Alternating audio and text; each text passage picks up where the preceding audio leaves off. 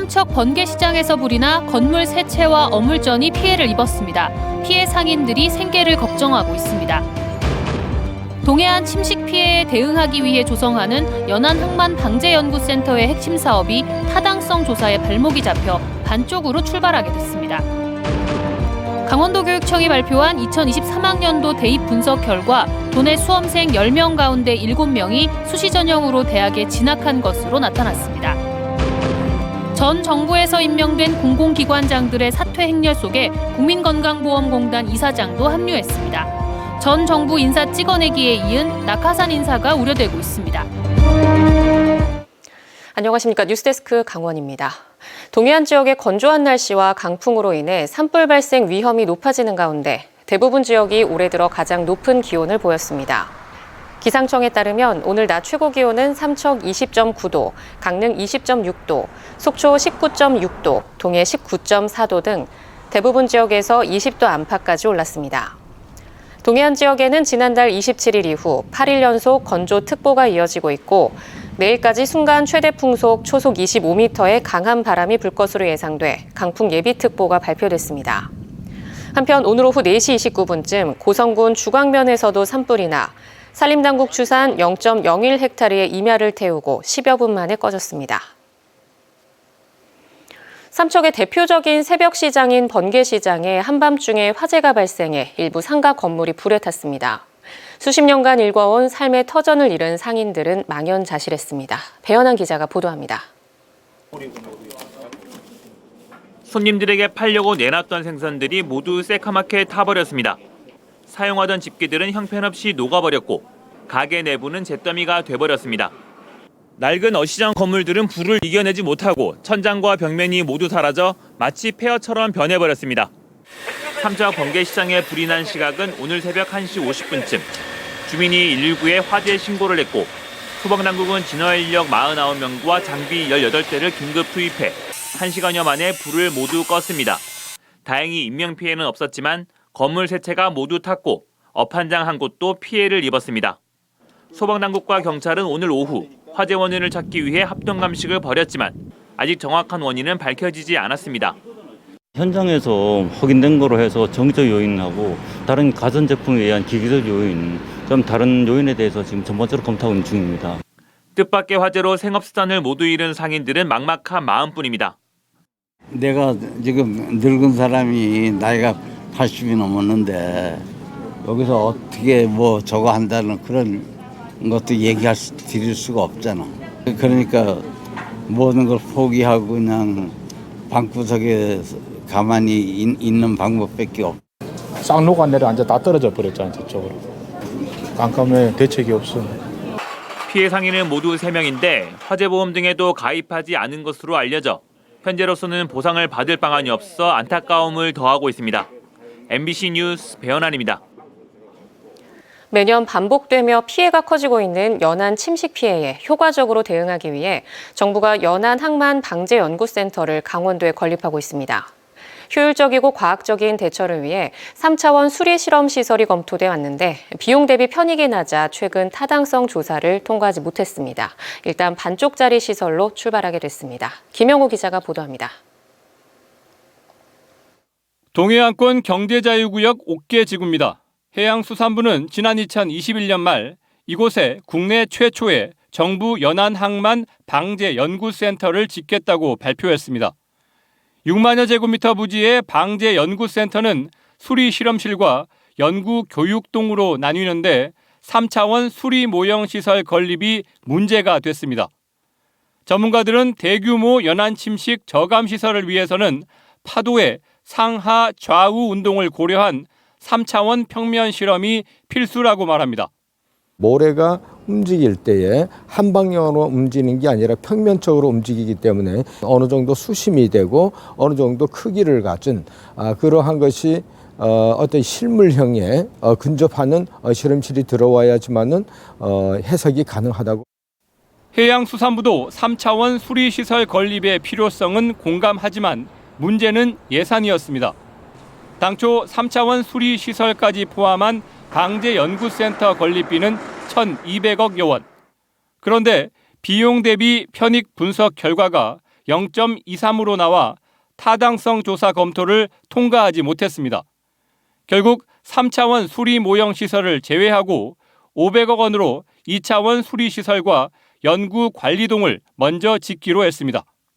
2차원 수로 및 연구동을 먼저 발주해서 추진하려고 계획 중이고 공사 기간이 2027년까지인데 그 와중에 3차원 수로를 포함할 수 있도록 사업은 설계 보완과 기술 용역 입찰 등을 거쳐 1년 뒤에 착공할 것으로 전망됩니다. 정부의 방재연구센터가 반쪽짜리로 전락하게 되면서 앞으로 3차원 수리 모형 시설의 건립 타당성을 다시 찾는 게 장기 과제로 남았습니다. MBC 뉴스 김영호입니다. 강원도 교육청이 2023학년도 대학 입시 결과를 발표했습니다. 대학 진학생 10명 가운데 9명이 수시 전형으로 진학한 것으로 나타났는데요. 교육청은 지역이나 학교별 성적은 발표하지 않았지만 일부 진보 교육단체는 대학 서열화만 부추긴다고 비판하고 나섰습니다. 김동육 기자가 보도합니다. 올해 대학에 진학한 강원도 고3 학생은 8,454명. 전체 고등학교 3학년 학생 1,528명의 80.3%입니다. 입시 전형 방법은 수시 쏠림 현상이 두드러졌습니다. 전문대를 포함한 대학 진학생 가운데 93%는 수시였고 수능 성적 위주의 정시는 7%에 그쳤습니다. 교육청은 이처럼 수시 비중이 높지만 수능 최저 등급을 받지 못해 원하는 대학이나 학과에 불합격하는 학생들이 많다면서 수시와 정시를 균형 있게 대비하겠다고 밝혔습니다. 하지만 이번에는 수능 최저 등급을 받지 못해 불합격한 학생의 숫자는 집계하지 않았다고 밝혔습니다.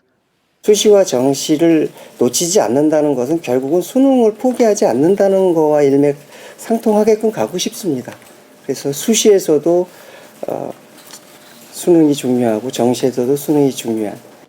이번 대입 현황 발표에는 주요 대학 결과도 포함됐습니다. 서울대 44명, 연세대 40명, 고려대 61명 등 서울 주요 7개 대학에는 274명이 등록했고 포항공대와 카이스트, 사관학교 등 특수목적 대학에는 56명이 진학했습니다. 의치한약이라 불리는 의학 계열 전공학과는 75명, 교대는 79명이었습니다. 전교조 강원지부는 교육청이 지방대나 서울 주요대 같은 표현을 사용해 대학 서열화를 부추겼다고 비판했습니다. 진로 진학 상담, 지원 방안들에 대해서 더 분석하고 지원하는 데 초점을 해야지 전 결과 발표와 공개만으로 학력을 높일 수 없다고 생각합니다.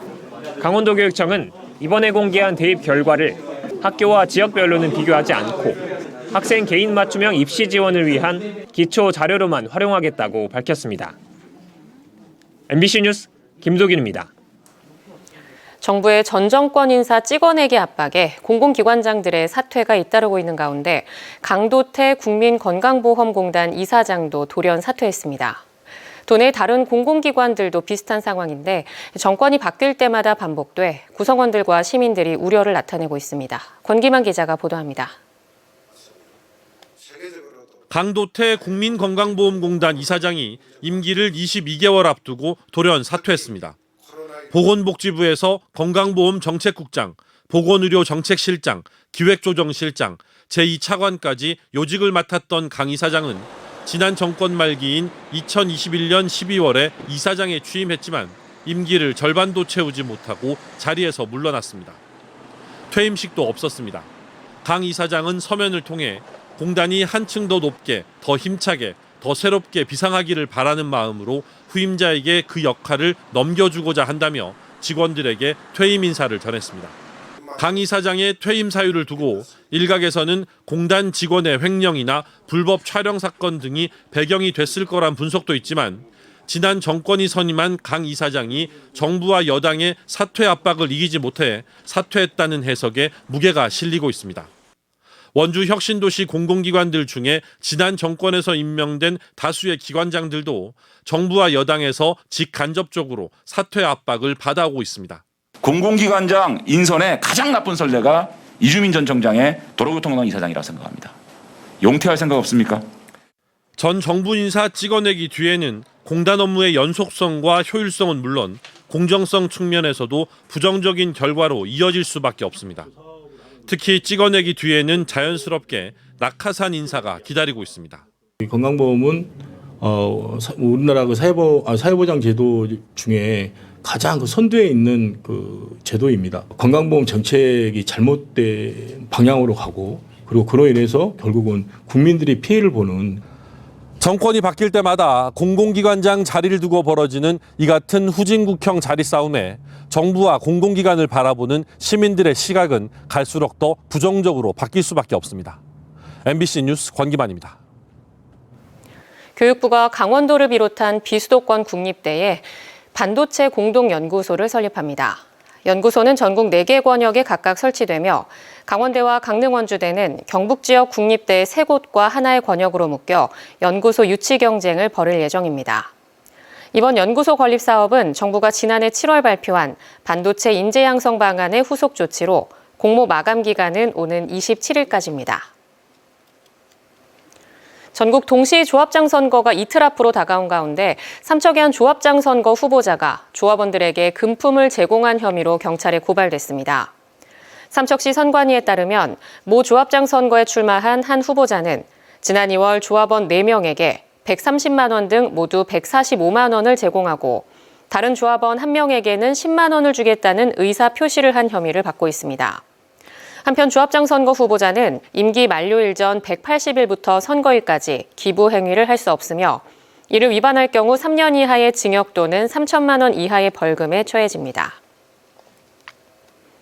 태백, 삼척, 정선, 영월, 평창 등 5개 시군이 공동으로 추진하는 강원 남부권 산림목재 클러스터가 산림청 공모 사업에 최종 선정됐습니다. 이 사업은 권역 단위 목재 생산과 가공 인프라를 구축하는 것으로 2027년까지 5년 동안 국비와 지방비 420억 원을 투입합니다. 거점인 태백에는 목재 종합가공센터가 조성되고 다른 4개 시군에는 목재 수집센터가 들어서 센터별로 첨단 임업 장비를 도입하고 목조 건축 전망대 등을 조성해 관광 자원화를 추진합니다. 도내 코로나19 확진자 수가 안정세를 보이자 강원도가 오늘부터 전담 치료 병상을 4분의 1 수준으로 줄였습니다. 강원도에 따르면 가장 중증도가 낮았던 중등증 환자 병상은 아예 사라지고 중환자 병상과 준중환자 병상만 각각 15개씩 운영됩니다. 한편 오늘 오후 6시까지 도내 하루 확진자는 강릉 32명, 속초 26명, 동해 13명 등 모두 280명으로 20일째 300명 이하를 보이고 있습니다. 강릉시가 올해 재정 집행 대상 예산액 8,392억 원 가운데 56%가량인 4,682억 원을 상반기 안에 신속히 집행하기로 했습니다. 강릉시는 최근 고물가와 가파른 금리 상승 등으로 위축된 지역 경제를 활성화하기 위해 일자리 사업 등 경제적 파급 효과가 크고 시민 생활과 밀접한 부문 위주로 모두 4,682억 원을 조기 집행할 방침입니다. 강릉시는 부시장을 단장으로 한 신속 집행 추진단을 구성해 재정 집행 상황을 상시 점검할 계획입니다. 양양군이 교육부와 국가평생교육진흥원에서 지정하는 평생학습 도시에 선정됐습니다. 이에 따라 양양군과 함께 지정된 충남 계룡시 등 시군 7곳은 연간 9천만 원의 평생교육사업 운영비를 지원받습니다. 강원뉴스 마칩니다. 시청해주신 여러분 고맙습니다.